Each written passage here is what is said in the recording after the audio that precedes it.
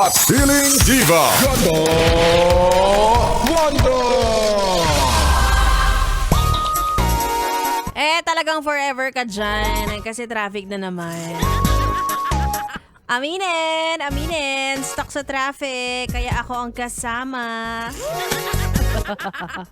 Mga yes, friend. It's me. It's your girl DJ Ganda Wanda. Kasama niyo na dito sa 101.1 SFM para sa programang Chika. Chika ni Wanda. At ang chika sa akin, ako.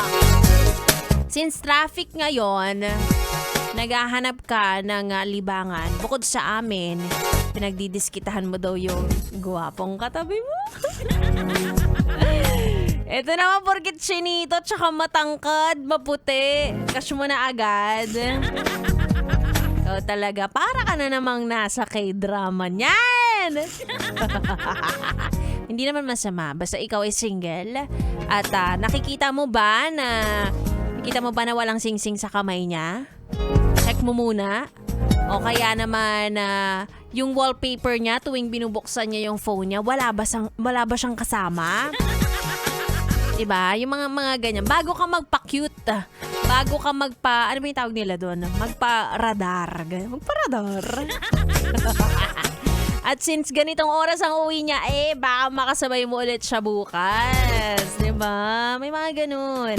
Minsan talaga sa biyahe nyo, mamimit or makikilala ang the one.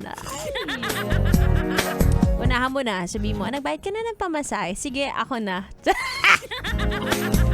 Bakit? Kahit babae, pwede nang gumanon. Pwede nang duma-moves. Pwede nang dumiskarte. Kahit medyo hindi siya tanggap ng society. Pero dahil nga ngayon ay parang nagkakaubusan na ng jowa. Kasi yung iba dyan, dala-dalawa, tatlo-tatlo. Sige na, pwede ka nang umariba. Umariba. Pwede na yan bago matapos ang taon para may plot twist ka. Para may ipopost ka ng, Merry Christmas, babe!